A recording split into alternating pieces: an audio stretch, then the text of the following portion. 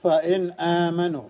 Saya baca ayat dulu untuk istifhamah. Nanti diteruskan masalah asbab.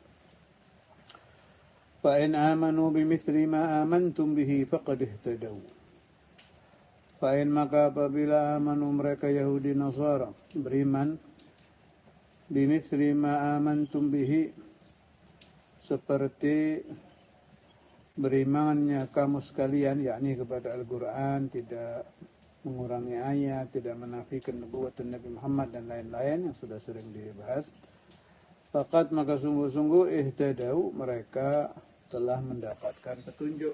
Tapi nyatanya tidak. Ya, kecuali sebagian kecil ada aslam min al-yahud wan nasara.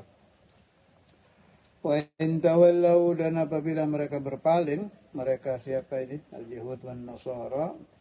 Fa innama hum fi shigab. Maka sungguhnya mereka itu berada dalam shigab, khilaf, lalu perbedaan. Jadi aslinya kalau ada Yahud wan Nasara yang tahu, ini cara akal saja ya, yang tahu Injil asli, Taurat asli. Bagi mereka yang mendapati Injil asli dan Taurat asli. Kemudian mereka sempat hidup membaca Injil yang berubah, Taurat yang berubah. Ya pasti ada syigab. Pasti hati kecilnya tahu ini keliru. Fasayakfikahumullah. Maka Allah Subhanahu wa taala akan mencukupi engkau wahai Nabi Muhammad dari keburukan mereka, gitu maksudnya. Fasayakfikahumullah. Ini kalau dalam ilmu hikmah termasuk ayat untuk hifdz, penjagaan. Fasayakfikahumullah. Allah taala akan mencukupi engkau dari keburukan mereka. Ada di dalam Al-Qur'an itu ayat namanya ayatul hifdz. Itu ijazah dari masyayikhuna musalsalah sampai yang pertama kali punya. Insyaallah nanti saya masukkan di Telegram di ijazat, bagian ijazat. Ayatul hifdz itu penting dibaca pagi sore, apalagi yang hidup di zaman sekarang ini yang kiai-kiai, ustaz-ustaz, habib-habib banyak dizalimi, itu perlu membaca ayatul hifdz pagi sore. Ayat hifdz yang paling luar biasa ayatul kursi, yang paling ringan, enteng, tinggal dibaca saja. Saya dapat ijazah dari Sayyidina Maulana Al-Walid Al-Habib Abdullah bin Abdul Qadir Al-Kabir. Itu dibaca 3 kali sebelum tidur. Adapun ijazah dari Sayyidina Al-Walid Al-Habib Ahmad bin Abdullah Al-Atas bin Hil, terserah, baca saja. Mau 1, 3, 7, 100, 1000, terserah. Ayatul kursi, ayatul hifdz, kata beliau itu. Siapa yang membaca ayatul kursi, maka dia hifdzillah, dijaga oleh Allah Ta'ala. Nah, kalau Anda bertanya, saya baca ayatul kursi hari ini, tapi hari ini saya kena musibah. Ini tolong pahami, saya punya pembahasan ini penting. Ini rahasianya kenapa orang baca-baca itu banyak tidak diijabah. Kalau ada bacaan yang sudah disebut, apalagi oleh hadis, apalagi seperti ini ayatul kursi, fasayakfikahumullah, itu dari Quran, sudah bila syak, satu huruf pun tidak ada yang keliru. La syakka wa la raib, satu huruf pun tidak ada yang keliru, satu harokat pun tidak ada yang salah. Kok tidak diijabah? Tanda tanya besar di sini. Ini yang salah bacaannya apa yang baca? Kata Al-Habib Imam Al-Qutb Ali bin Muhammad Al-Habsyi, siapa-siapa yang membaca satu sholawat, waktu itu yang sedang diterangkan oleh beliau, saya baru-baru saja dapat faedah dari rekaman suara Saudara Abdullah Al-Muhdar. Itu kata Habib Ali, Allahumma salli ala sayyidina Muhammad miftahi bab rahmatillah adada ma fi ilmillah salatan wa salaman daimini bidawami mulkillah wa ala alihi wasallam. Itu salat miftah punyanya Habib Ali bin Muhammad Habsyi. Itu faedahnya kan untuk mimpi Nabi Muhammad. Ketika Habib Ali ditanya, berapa kali orang baca bisa mimpi Nabi? Kata Habib Ali, marrah, 1 kali mimpi Nabi. Tapi bacanya harus bisidik, betul-betul membaca. Qari'nya, pembacanya harus sodik. Sudah jelas? Nah, sodik ini kunci. As-sidik fil qiraah. Mau baca ayatul hifz, mau baca Yasin. Qala Nabi sallallahu alaihi wasallam Fatihatul Kitab lima quri'at lah. Kemudian ada lagi Yasin lima quri'at lah. Atau kama qala Rasulullah sallallahu alaihi wasallam, siapa yang baca suratul Fatihah niat apa saja hasil. Siapa yang baca Yasin satu kali niat apa saja hasil. Kalau kita baca bolak-balik sampai 41 kok tidak hasil-hasil. Ini yang salah yang baca. Bukan Yasinnya, bukan Fatihahnya, bukan sholawatnya, bukan ayat kursinya. Karena itu, karena sidik ini hampir tidak ada, sidqu fi ayyi syai' sudah nyaris tidak ada. Saya bicara nyaris tidak ada itu pakai dalil. Sayyidina Maulanal Walid Habib Abdullah bin Abdul Qadir Al-Fiqi, waktu beliau dakwah di Bangil, kemudian ada satu habaib membaca kitab, saya tidak salah ingat, Uqudul Almas, karangannya Habib Ali bin Tahir Johor, di Manaqib fi Kalam dan Manaqib Habib Ahmad bin Hasan Attas, pembahasan tentang guru di situ. Au kama qal, kurang lebihnya kata beliau begini. Mursyid itu ada, di situ kan diterangkan mursyid itu begini mengawasi murid, ada talqih, ada ini macam-macam. Akhirnya Saudara Imam bilang mursyid itu ada. Tapi yang penting ada muridus sodik. Nah, sodik lagi deh. Sidiknya tidak ada. Begitu juga Syekhuna Abu Yahya Bandung. Beliau kalamnya mirip seperti itu. Mursyid itu ada, kata Syekhuna Abu Yahya. Muridnya yang tidak ada. Ini omongan benar, Saudara Imam benar, Buya benar. Kalau nggak ada mursyid ya kiamat sudah. Ada tetap. Setiap zaman ila yaumil qiyamah sampai muncul al-mursyid yang Allah azam, al-Imam al-Mahdi al-Muntadhar. Itu mursyid terakhir sudah itu. Itu ya mujtahid mutlak, ya mursyid, ya gutub, ya segala macam itu. Istama' fi. Sebelum beliau pasti ada. Tidak pernah tidak ada. Entah di mana. Kalau nggak masyhur, ya mastur. Udah, saya ingin teruskan pembahasan tentang fiqhullah. Apa tadi? Sidik. Karena sidik ini hampir tidak ada, maka ulama-ulama kita, ulama-ulama tasawuf itu menciptakan satu metode yang namanya riyadhah. Kalau orang Jawa bilang tirakat, itu munculnya dari situ. Jadi bodoh kalau orang bertanya, di zaman Nabi nggak ada tirakat, nggak ada riyadhah, nggak ada puasa 7 hari, 40 hari, 3 tahun. Di zaman Nabi tidak ada. Wahai orang yang bertanya, ilmu itu bertalian. Di zaman Nabi ada Nabi. Ada Nabi, melihat wajah Nabi itu sudah jadi wali sahabat itu. Asal dia iman ya. Adanya kufar melihat wajah Nabi tidak jadi wali sebab mereka tidak melihat Nabi kalau istilah kitab. Mereka ra'au yatima Abi Talib. Mereka melihat anak yatim Abu Talib, bukan melihat Muhammad Rasulullah sallallahu alaihi wasallam. Beda. Jadi syekhnya siapa di zaman Nabi itu? Ini saya tidak bicara tentang aklul halal dan lain-lain. Ada Nabi ini sudah masalah. Beda ini lebih dari tirakat ribuan tahun melihat Nabi satu kali. Sudah. Ba'da wafati Rasulullah sallallahu alaihi wasallam masih ada agmar, ada bulan-bulan. Ada Sayyidina Abu Bakar Siddiq masih hidup. Ba'da wafati Rasul, Sayyidina Abu Bakar masih hidup. Ini gutub. Sayyidina Umar hidup, gutub lagi. Sayyidina Utsman, Sayyidina Ali belum lagi. Zaman itu Sayyidina Hasan masih hidup. Ini gutub. Sayyidina Husain gutub. Aqtab. Pada wafati Rasulullah sallallahu alaihi wasallam itu masih banyak aqtab. Aqtabnya orang-orang murid-murid yang belajar langsung dari Nabi Muhammad sallallahu alaihi wasallam. Masih belum perlu itu tirakat-tirakat zaman itu. Baru zaman tabi'in, nah ini muncul ini tirakat-tirakat ini. Sebab sudah tidak ada lagi Nabi Muhammad sallallahu alaihi wasallam. Sayyidina Abu Bakar tidak perlu tirakat, melihat Nabi sekali sudah lebih dari tirakat. Nah, baru makanya mulai ada orang tidak makan sekian hari, puasa sampai kulitnya hijau, apa segala macam itu di zaman tabi'in, talamidus sahabat. Apalagi ke bawah lebih perlu tirakat. Talamidut tabi'in, ke bawah lagi. Zaman kita ini sudah tirakat saja masih kotor. Sebab zaman yang diramalkan oleh Rasulullah SAW yang paling sulit didapat di akhir zaman, 1000 perak duit halal. Kalau bahasa hadisnya dirham halal.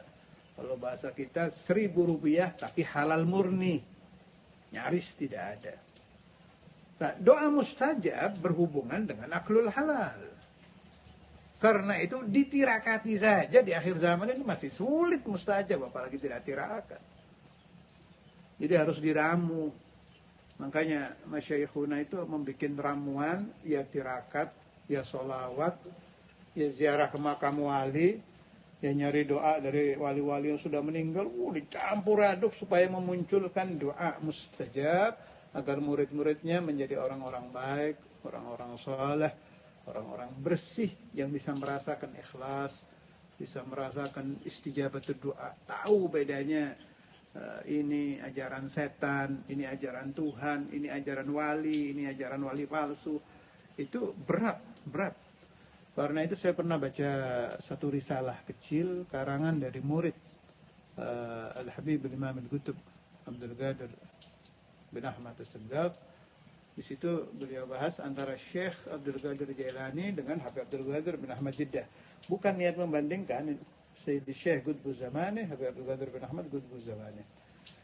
Cuma di satu sisi jangan salah paham omongan saya.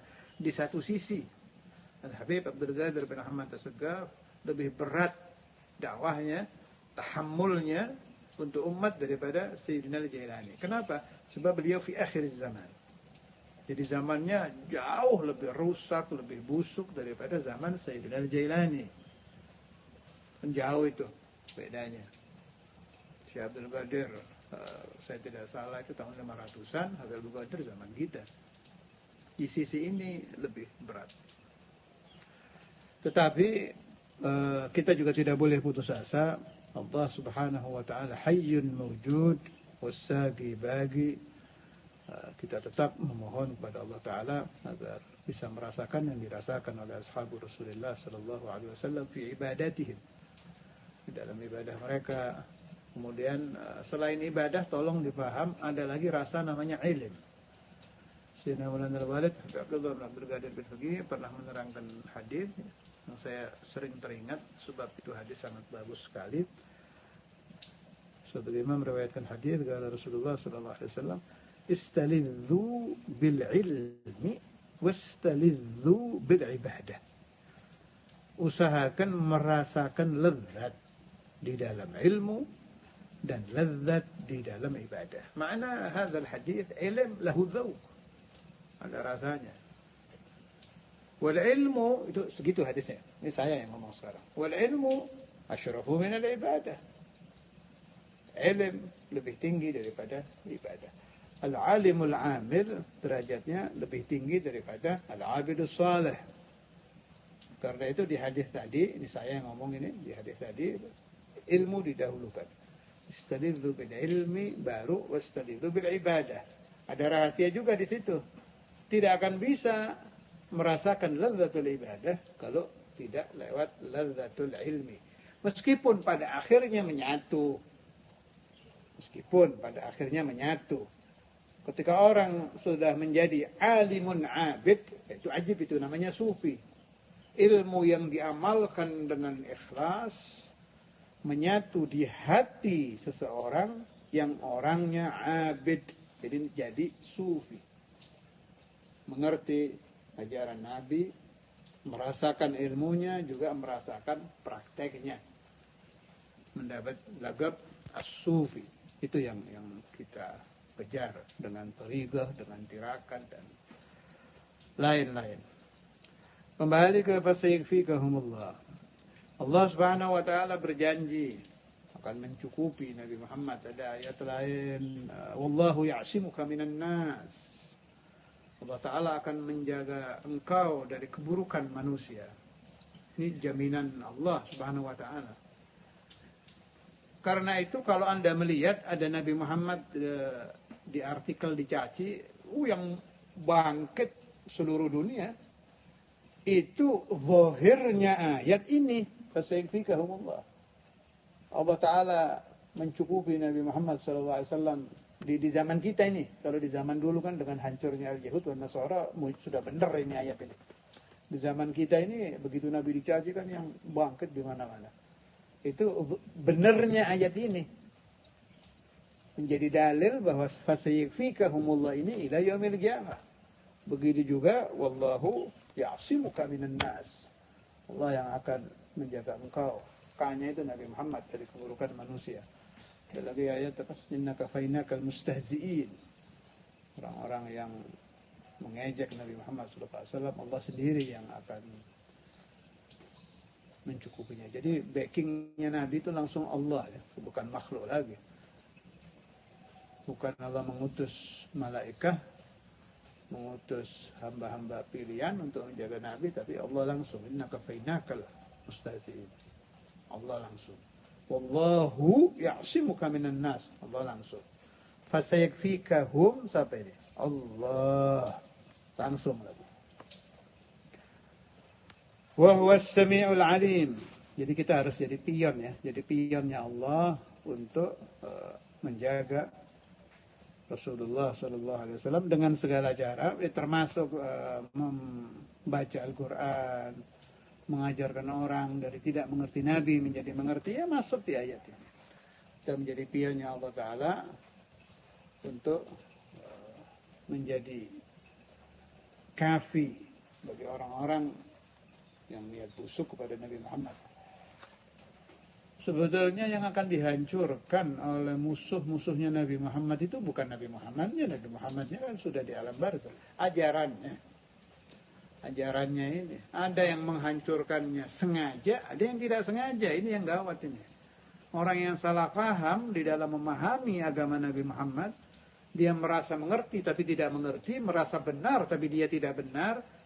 Akhirnya dia menyebarkan dengan macam-macam lewat internet, ceramah, karangan, ini segala macam. Padahal dia sedang menjadi penghancur ajaran Nabi. Ini yang bahayanya. Bajunya baju Islam, ya kan memang sudah diramalkan, ada 72 kan itu. Bajunya baju Islam, ini yang paling sulit kita menyembuhkan orang dari racun dari kelompok ini. Sebab yang sudah teracuni, masyarakat awam yang sudah teracuni, dia merasa benar, saya sedang ikut Nabi Muhammad, padahal tidak, wahum la yash'urun. Dia sudah menjauh dari Nabi.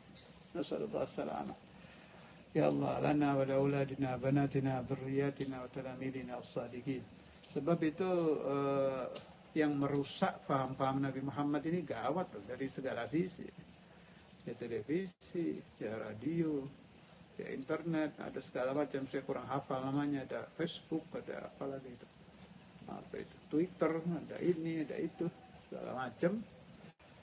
Ini al-muallim yang menyebarkan ilmu Islam dari yang tadi saya sebut itu macam-macam itu, laisa bi'alim, dia perawi saja, comot sana, comot sini, share, comot sana, comot sini, sebarkan, comot sana, comot sini, nggak ngerti ini yang disebarkan setan apa iman ini. Ini mau ditutup tidak bisa, tambah kesana tambah canggih, tidak bisa. Untung al-hidayah biyadillah subhanahu wa ta'ala. Kalau bukan biyadillah sudah jadi apa umat Islam ini? Tetap ada Allah subhanahu wa ta'ala yang selalu kita mengemis kepada Allah.